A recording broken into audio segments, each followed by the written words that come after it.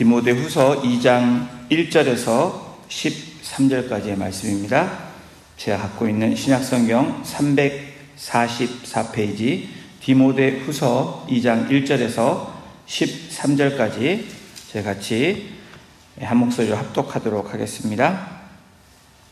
같이 읽겠습니다. 시작. 내 아들아, 그러므로 너는 그리스도 예수 안에 있는 은혜 가운데서 강하고 또 내가 많은 증인 앞에서 내게 들은 바를 충성된 사람들에게 부탁하라. 그들이 또 다른 사람들을 가르칠 수 있으리라. 너는 그리스도 예수의 좋은 병사로 나와 함께 고난을 받으라. 병사로 복무하는 자는 자기 생활에 얽매이는 자가 하나도 없나니 이는 병사로 모집한 자를 기쁘게 하려 함이라. 경기하는 자가 법대로 경기하지 아니하면 승리자의 관을 얻지 못할 것이며 수고하는 농부가 곡식을 먼저 받는 것이 마땅하니라. 내가 말하는 것을 생각해 보라. 주께서 범사에 내게 총명을 주시리라. 내가 전한 복음대로 다윗의 씨로 죽은 자 가운데서 다시 살아나신 예수 그리스도를 기억하라.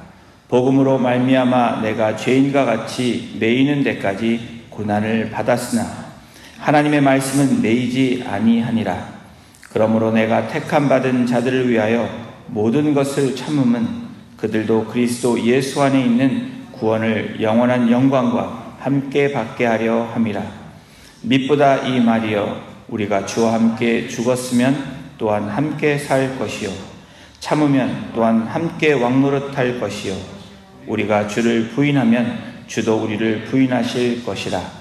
우리는 미쁨이 없을지라도 주는 항상 미쁘시니 자기를 부인하실 수 없으시니라. 아멘. 오늘 일꾼이 가져야 할 삶의 원리라는 제목으로 함께 말씀 나누겠습니다. 수요일 12월 1일부터 디모데후서를 저희들이 시작하고 있습니다. 맞죠?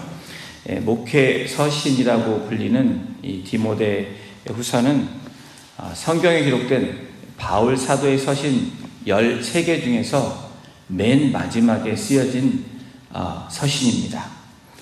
서신의 시작을 보면 디모데후서 1장 1절에 하나님의 뜻으로 말미암아 그리스도 예수 안에 있는 생명의 약속대로 그리스도 예수의 사도된 바울은 이라고 1장 1절에 이렇게 시작을 합니다. 그리고 디모데후서 4장으로 가면 생명의 약속이라는 말이 사실 디모데후서 4장 6절에 보면 나의 떠날 시각이 가까웠도다 라고 말하면서 성경을 읽는 저희들로 하여금 바울이 자신의 죽음과 그 이후의 약속을 말하고 있다는 것을 느끼게 하는 구절들을 우리가 만나 볼 것입니다. 그렇다면 사도 바울이 마지막 서신인 13번째 서신 디모데후서에서 왜 디모데를 떠올렸을까? 디모데에게 왜 이 편지를 썼을까? 그 이유는 저희들이 알고 있는 추측으로 본다면 디모데가 사도 바울 사도의 영적인 아들이었기 때문에 그리고 목회자인 디모데에게 이렇게 서신을 띄웠을 것이다 라고 한번 생각해 볼 수 있습니다. 더 나아가서는 디모데가 누구인지를 생각해 보면 좀 더 디모데 후서를 우리가 좀 더 가깝게 느껴질 수 있는 부분이 이 디모데는 바울과 동역한 영적인 아들일 뿐 아니라 동역자였습니다. 디모데의 눈물에 동역이 있었기 때문에 사도 바울은 디모데에 대한 마음이 좀 더 많이 있었을 것이다 라고 생각해 볼 수 있습니다. 나의 연약함에도 불구하고 나를 사용하시는 하나님의 은혜 때문에 감격이 있는 눈물에 동역을 했기 때문에 잊을 수 없는 관계가 형성된 것입니다. 저와 여러분 또 우리들의 삶 가운데서도 우리가 눈물 흘리고 힘든 시간을 함께 지내온 사람들을 절대로 잊을 수가 없습니다. 특별히 고난을 함께한 사람들은 특별히 더 애절합니다. 어제까지 1장을 마무리하면서 바울은 복음과 함께 고난을 받는 삶에 담긴 깊은 의미를 서신을 통해서 저희들에게 전달해 주었습니다. 그리고 오늘 2장에서는 믿음의 아들 디모데가 어떻게 살아야 하는지, 또 어떻게 사역과 바울의 신앙을 계승을 받아야 되는지에 대해서 사도 바울은 디모데에게 권면하고 있는 장면이 나옵니다. 오늘 2장은 내 아들아 라고 하면서 2장 1절이 시작되고 있습니다. 우리 2장 1절을 보십니다. 내 아들아, 그러므로 너는 그리스도 예수 안에 있는 은혜 가운데서 강하고, My son, 내 아들아 라고 얘기합니다. 여러분, 이름을 부르는 것보다 집에서 내 아들, 내 딸 이렇게 부르는 그 부름은 조금 더 친근해서, 다정해서, 또 어쩌면 가까운 정겨운 표현이라고 우리가 말할 수 있습니다. 친근하게 이야기하면서 디모데에게 권면을 합니다. 내 아들아 라고 얘기하면서 강해져야 돼 라고 얘기하는 것입니다. 여러분, 친근하게 얘기하면서 너 강해져야 돼 라고 얘기하면 굉장히 좀 의미심장하게 들릴 수 있는 말들입니다. 그냥 내 아들아 하면서 이렇게 그냥 편안한 얘기가 아니고 내 아들아 이야기하면서 너는 강해져야 된다 라고 이야기하는 것입니다. 에베소 교회에서 목회하고 있는 디모데는 영적인 스승인 아버지와 같은 이 사도 바울이 지금 현재 감옥에 갇혀 있습니다. 그리고 사람들의 거짓된 가르침을 전하는 자들로 말미암아 성도들이 혼란 가운데 있습니다. 기득권을 가지고 있는 교회의 리더들 때문에 여러분, 디모데는 지금 어려움을 경험하고 있습니다.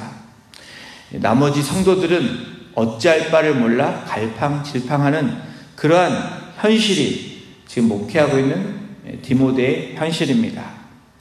이 사람들에게 주님의 말씀을 전한다고 해서 뭐가 달라지겠는가라는 생각을 가질 수 있는 현재의 삶이 바로 디모데의 삶입니다. 그런 생각을 하면 자신이 없어집니다. 마음이 무너질 수 있는 그런 상황이 디모데의 지금 현재의 모습입니다. 듣지도 않고 설사 듣는다고 해도 달라지지 않는 사람들에게 말씀을 전할 용기가 나지 않는 상태가 지금 어쩌면 감옥에서 서신을 보내는 누구보다도 잘 알고 있는 디모데의 상태를 이 사도 바울은 디모데에게 글을 전하고 있는 것입니다. 사도 바울은 디모데에게 강해져라 라고 권면하고 있습니다. 여러분 강해져라 하면 여러분 강해지십니까? 때로는 마음을 새롭게 함으로 그래, 이 긍정적인 마음으로 강해져야지 하면서 강해지는 부분도 있습니다. 될 때도 있지만 대부분은 저희들이 알고 있는 것처럼 마음대로 되지 않는 것이 우리의 현실이고 우리의 마음입니다. 그러나 강해질 수 있는 해답을 성경은 제시하고 있습니다. 사도 바울은 그 답을 디모데에게 전해주고 있을 뿐 아니라 오늘 이 새벽을 깨우는 저와 여러분들에게 강해져라 라고 말하는 이 사도 바울의 말에 그 해답이 있습니다. 강하고 은혜 가운데서 강하고 은혜 가운데서 강해질 수 있다라고 얘기합니다. 강하라 라고 말하는 그 수식어가 되게 중요합니다.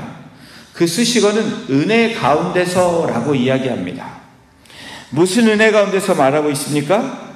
너는 디모데에게 말합니다. 그리스도 예수 안에 있는 은혜 가운데서 강해져라 라고 이야기합니다. 그냥 갑자기 강해져라, be strong 하면 강해집니까? 그렇지 않습니다. 그리스도를 의지함으로 그분으로부터 나오는 은혜로 사역할 때만 강해질 수 있다라고 말하면서 디모데야, 내 아들아, 너는 강해져라 라고 이야기합니다. 저와 여러분들에게도 똑같이 적용되는 말씀입니다. 오늘 살아가고 있는 우리들에게도 우리의 현재 삶이 사방이 막혀있고 또 어떤 환경 때문에, 사람 때문에 어려움을 당하고 있고 우리가 지금 하고 있는 어떤 일들 때문에 어려움이 있다면 오늘 우리에게 주시는 말씀은 강해져라 라고 말합니다. 어떻게 강해져야 됩니까? 너는 그리스도 예수 안에 있는 은혜 가운데서 강해져라 라고 얘기합니다. 지금 이 시대는 우리가 아는 바와 같이 예수를 믿는다는 것, 이것이 어쩌면 자랑거리가 아니고 시험거리가 될 수 있는 그런 우리의 삶이 우리 앞에 놓여져 있습니다. 초대교회도 여러분 마찬가지였습니다. 예수를 증거하는 사도 바울이 감옥에 갇혀 있습니다. 교회는 믿음을 저버리고 떠나가는 사람들이 생기고 있는 것을 1장에서 우리는 만나보았습니다. 사도 바울과 함께 했던 제자들이, 사람들이 하나둘씩 떠나갔습니다. 그런 시기에 있음에도 불구하고 그러면서 바울은 디모데에게 권면하고 있습니다. 바울 서신을 통해서 오늘 우리들에게 하나님은 권면하고 있습니다. 우리 2절을 함께 보겠습니다. 또 내가 많은 증인 앞에서 내게 들은 바를 충성된 사람들에게 부탁하라. 그들이 또 다른 사람들을 가르칠 수 있으리라. 디모데에게 두 번째 권면은 전달하라는 것입니다.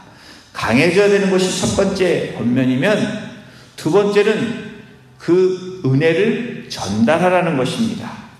은혜 가운데 강해져야 하는 이유는 여러분 무엇입니까? 복음을 전하기 위함입니다.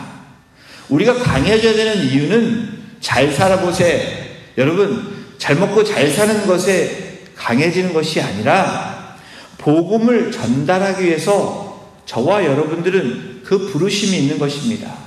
오늘 살아가고 있는 우리의 분명한 이유와 목적은 복음을 전하기 위함이다 라고 성경은 분명하게 제시해주고 있습니다. 여러분 그 복음은 비밀스럽게 조심스럽게 진행되는 것이 아니라 오늘 2절에 보면 많은 증인 앞에서 내게 들은 바를, 디모데에게 많은 증인들 앞에서 그 수많은 그 하나님의 말씀과 예수 그리스도의 복음을 들은 바를 충성된 사람들에게 너는 전달하기 위해서 강해져라 라고 사도 바울은 권면하고 있습니다. 이러한 충성된 사람들은 또 다른 사람들을 가르칠 수 있기 때문이다 라고 분명한 이유를 말하고 있습니다. 여러분 이 디모데후서 2장 2절의 말씀은 제자훈련에 많이 인용된 말씀입니다.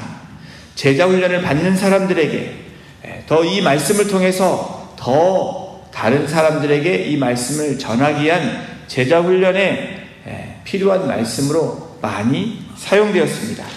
바울은 이어서 복음과 함께 충성된 자들의 자세에 대해서 3절부터 이어나가고 있는데 3절을 함께 보십니다. 너는 그리스도 예수의 좋은 병사로 나와 함께 고난을 받으라. 그리스도의 좋은 병사 이꼴, 여러분 이 원리가 성립되는데 뭐냐면 고난을 받으라는 것입니다. 여러분 좋은 군사가 되기 위해서, 좋은 병사가 되기 위해서, 좋은 크리스찬이 되기 위해서는 성립되는 이 공식은 뭐냐면 고난을 받으라는 것입니다. 여러분 삶 가운데 복음 때문에, 예수님 때문에, 믿는 믿음 때문에 고난을 받고 있다 라고 여러분들이 느끼고 삶에서 그것을 경험한다면 오늘 말씀의 성경의 원리처럼 이 공식처럼 여러분은 주님의 군사라는 것입니다. 여러분 주님의 일꾼이고 또 주님이 택한 하나님의 거룩한 백성이다, 구별된 백성이다 라고 말하는 공식입니다. 제자를 삼는다는 것, 제자가 된다는 것, 여러분 이것은 똑똑하게 고급 성도, 여러분 똑똑한 사람을 만들어가는 것이 아니라는 것을 분명하게 성경은 우리에게 전달하고 있습니다. 남들보다, 세상 사람들보다 유능한 일꾼을 만들어가는 것이 제자 훈련의 목적이 아니라는 것입니다. 제자를 삼는다는 것, 또 다시 말해서 제자가 된다는 것은 고난받는 것을 가르치라는 것입니다. 고난받는 것이 제자의 삶이라는 것을 정확하게 말할 수 있어야 된다는 것입니다. 사도 바울은 이제 곧 길면 몇 달 안에 이제 죽음을 맞이하는 상황에 처해 있습니다. 디모데후서 4장 6절의 말씀처럼 이제 곧 나는 너희를 떠나고 하나님께 간다라고 말하는 그 표현은 이제 자기가 곧 떠날 준비가 되어 있고 떠날 시기가 되어 있다라는 것을 이미 짐작하고 그것을 이미 알고 있었다는 것입니다. 그러한 사람이 나와 함께 고난을 받으라 라고 디모데에게 이야기합니다. 감옥에 있는 바울이 또 사랑하는 아들 디모데에게, 동역자인 디모데에게 이렇게 말하고 있는 것은 무엇입니까? 바로 고난을 나와 함께 받으라는 것은 죽음의 길을 가라는 것입니다. 그 당시에 고난을 받는 것은 불의를 따르는 것이 아닙니다. 로마의 그 앞에 복종하고 순종하는 것이 아닙니다. 하나님의 말씀에 위배되는 것을 행하는 길을 걷는 것이 아니라는 것을 말하는 것입니다. 지금은 많이 복음에 대해서 제대로 목회자와 교회들이 과거에 비해서 잘 가르치고 잘 배우게 되었습니다. 많이 바뀌었지만 여전히 예수 믿고 천국 가세요. 그리고 예수 믿고 부자 되세요. 복 받으세요. 라고 하면 너도 나도 할 것 없이 아멘이라고 얘기합니다. 이것이 틀렸다는 것이 아닙니다. 예수 믿고 천국 가는 거 여러분 맞습니다. 맞죠? 예수 믿고 하나님이 부어주시는 물질의 복, 신령한 복들을 받는 거 맞습니다. 그런데 그것으로 끝나면 복음이 아닙니다. 진정한 복음, 진짜 복음은 진짜 제자가 되는 것은 여러분 교회는 하나님의 말씀이 선포되어야 될 진짜 복음은 예수님의 고난에 동참하라는 것입니다. 여러분 아멘이십니까? 예, 아멘 잘 안 하시잖아요. 왜 그러셔요? 고난받기 싫어서 그렇습니다. 고난 당하는 것을 좋아하는 사람은 없습니다. 저도 마찬가지입니다. 그러나 오늘 성경은 디모데에게 이 옥중서신, 목회에 대한 서신을 보내면서 사랑하는 아들, 가장 아끼는 사람에게 여러분들 유언의 말이기도 합니다. 마지막 말이 여러분 어떤 말이 되기를 원하십니까? 여러분이 사랑하는 가족들에게, 자녀들에게, 지체들에게, 사랑하는 사람들에게 마지막 말을 한다면 여러분 뭐라고 말씀하고 싶습니까? 예수 믿고 천국 가야지. 네, 그 말씀 꼭 하셔야 됩니다. 근데 마지막 말은 예수를 믿는 것은 고난받는 것이다. 고난은 복된 것이다. 예수님 때문에, 믿음 때문에 고난받는 것은 최고의 복이다 라고 여러분 말할 수 있어야 된다는 것입니다. 그것이 바로 진정한 복음을 전하는 자의 메시지라고 오늘 말씀하는 것입니다. 여러분 예수를 믿으면 우리가 어떻게 됩니까? 어떻게 되나요? 그 순간 주인이 바뀌는 것입니다. 여러분 예수님이 나의 주인이 되고 나의 뜻대로 내 마음대로가 아니라 우리의 주인인 주님의 뜻대로, 하나님의 뜻대로, 말씀대로 살아가는 것, 여러분 그것이 고난에 동참하는 것입니다. 고난받아야지, 고난을 당해야지가 아니라 그 말씀 때문에 당하는 고난이 복된 것이다. 왜 그렇습니까? 세상과 구별된 삶을 살아가기 때문에 그렇다는 것입니다. 성경의 뜻대로, 하나님의 뜻대로, 예수님이 살아가신 그 뜻대로 그 길을 걸어가기 때문에 복된 것이라고 말하는 것입니다. 회개하고 주님의 뜻에 살아가세요. 회개를 말하면, 선포하면 이 말을 들은 이 일은 사람들이 싫어합니다. 여전히 이 세상은 싫어합니다. 이것을 가장 싫어하는 존재는 사단 마귀입니다. 그 당시에 초대교회도 아주 미움의 대상이 되었습니다. 오늘날에도 복음을 따라 사는 것은 미움의 대상이 될 수밖에 없다라는 겁니다. 왜 그렇습니까? 예, 세상은 진리와 반대되는 길을 걸어가고 세상의 권세를 쥐고 흔드는 사단 마귀 때문에 하나님의 말씀에 위배되는 그 일들을 우리가 너무나 많이 목격하고 경험하고 있다라는 겁니다. 여러분, 바울 사도는 고난을 감수하라 라고 디모데에게 권면하고 있는 것이 아니라 오늘 우리들에게 고난을 감수하라 라고 그렇게 권면하는 것이 아니라 고난을 자처해서 받으라 라고 성경은 분명하게 사도 바울을 통해서 디모데에게 또 오늘 우리들에게 말씀하고 권면하고 있습니다. 바울 사도는 고난을 자진해서 너만 받아, 디모데 너 고난받아야 돼 라고 말하는 것이 아니라 나와 함께 고난을 받으라 라고 분명하게 성경은 기록하고 있습니다. 여러분, 이것이 리더십입니다. 이것이 신앙의 전승자의 모습입니다. 나는 편하고 나는 그 길을 가지 않으면서 그렇게 얘기하는 그러한 외침이 되면 안 되는 것입니다. 광야에서 외치는 자의 소리, 바로 침례 요한이 어떤 모습이었습니까? 그런 삶을 살면서 회개를 외쳤습니다. 그렇기 때문에 그 경건함과 또 그리고 하나님의 말씀대로 살아가는 그 모습 앞에, 그 권위 앞에 사람들은 회개하고 돌아오고 침례를 받은 것입니다.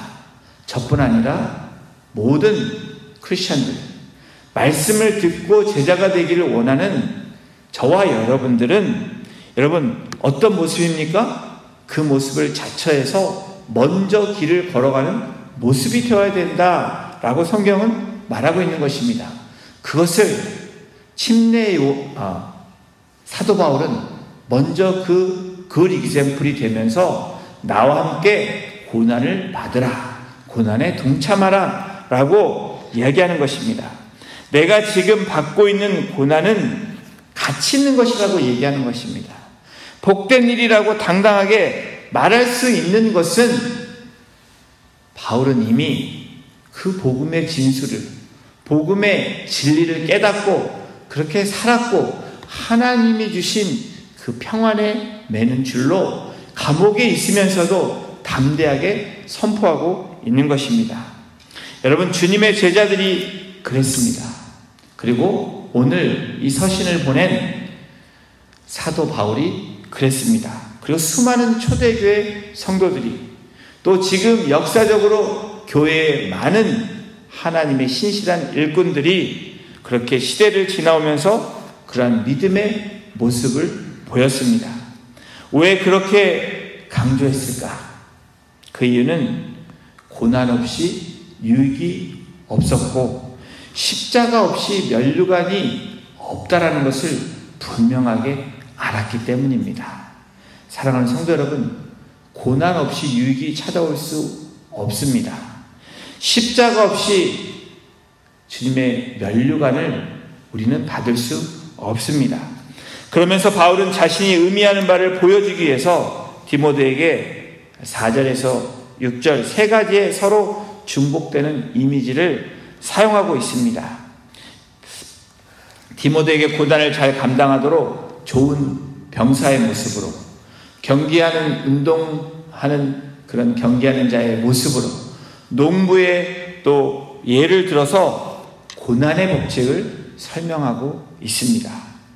디모데는 군인처럼 상사의 명령에 따라야 되고 부르심에 그 부르심의 부름을 받도록 또 그것에 기쁨이 될 수 있도록 순종, 복종해야 되고, 운동선수는 룰을 잘 따라서 경기에서 이탈하지 말아야 되고, 농부처럼 눈물에 그 씨앗을 뿌리는 자처럼 나가야 되므로 이 세 가지 예를 통해서 분명하게 그 고난에 대한 성격을 강조하고 있다라는 것입니다. 이 세 가지, 바로 이 군인으로서 또 경기하는 운동선수로서 씨를 뿌리며 열매를 수확하는 농부로서 여기에 따르는 분명한 것이 있는데 고난 없이 이루어지는 것, 되어지는 것이 없다라는 것을 이야기하는 것입니다. 고난에 대한 바울 사도의 권면에는 죽음을 감내하는 비장함이 내포되어 있습니다. 고통이 말하는 이 소리라는 이 저자 이한규 씨의 말에 의하면 이렇게 이야기합니다.